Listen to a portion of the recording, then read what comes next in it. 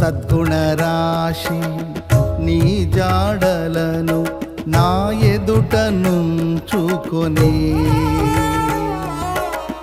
గడచిన కాలం సాగిన పయనం నీ కృపకు సంకేతమే.